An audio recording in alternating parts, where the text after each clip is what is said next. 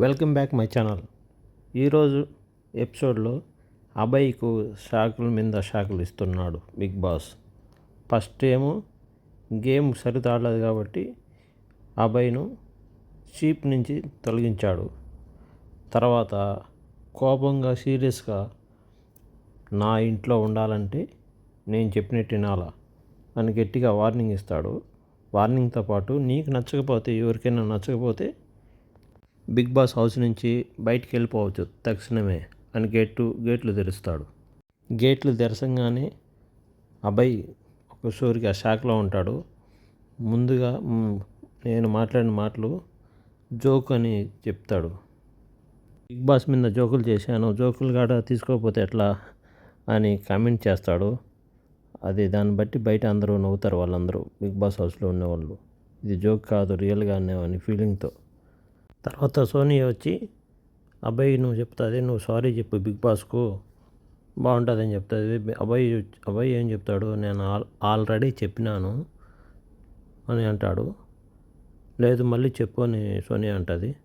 ఇక్కడ చూడండి, ఈ సోనియా అండ్ నిఖిల్ ఏందో సిగరెట్ మానేయమని సోనియా చెప్తే సిగరెట్ మానని దానికి ఆమె ఏందో అలుగుతుంది. ఎందుకంటే నేను అన్నం తిన్నప్పుడు పిలిచలేదు, అది లేదు ఇది లేదంటుంది, శుద్ధపప్పు అంటుంది, రకరకాలుగా మాట్లాడుతుంది. ఈ సోనియా మాత్రము నిఖిల్ అభయ్ ముగ్గురు, అభయ్ ఏమో నిఖిల్తో బాగా క్లోజ్గా ఉండి ఏం చెప్తున్నాడు ఏమి వినేది, మళ్ళీ తర్వాత సోనియా అభయ్ ఏం చెప్తున్నాడు వినేది. ఆ సోనియా శుద్ధపప్పు అనేది సిగరెట్ కోసము రకరకాలుగా మాట్లాడడం ఏంది నాకు నచ్చలేదు. వీళ్ళు ఏందమ్మటి రెండుసేపు ఏమో అరుచుకుంటారు, రెండుసేపు కలుసుకుంటారు, మళ్ళీ రెండుసేపు అరుచుకుంటారు. తర్వాత లాస్ట్కి ఏమో రెడ్ కాయిన్ ఏమో రెడ్ గుడ్ ఏమో సోనియాకి ఇస్తాడు. ఏం సోనియాకి ఇచ్చిన ఏం లాభం. మళ్ళీ బిగ్ బాస్ సోనియాకు అండ్ నిఖిల్కు గేమ్ పెట్టి ఆ గేమ్లో ఏమో నిఖిల్ గెలుస్తాడు.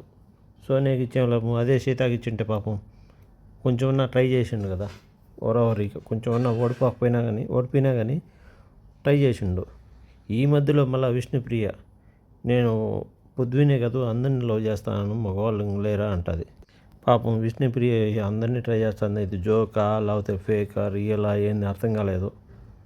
ఎవరినో ఒకరిని కరెక్ట్గా ఒక్కరిని ఎంచుకొని కరెక్ట్గా అందరిని ట్రై చేస్తే మళ్ళీ బాగుండదు కదా, చూసే వాళ్ళకు కూడా బాగుండదు. ప్లీజ్ ఒక్కరినే ట్రై చేయమా. ఓకే, ఈ వీడియో మీకు నచ్చినట్లయితే కామెంట్ చేయండి, ప్లీజ్ కామెంట్ చేయండి, లైక్ చేయండి, వీలైతే సబ్స్క్రైబ్ చేయండి.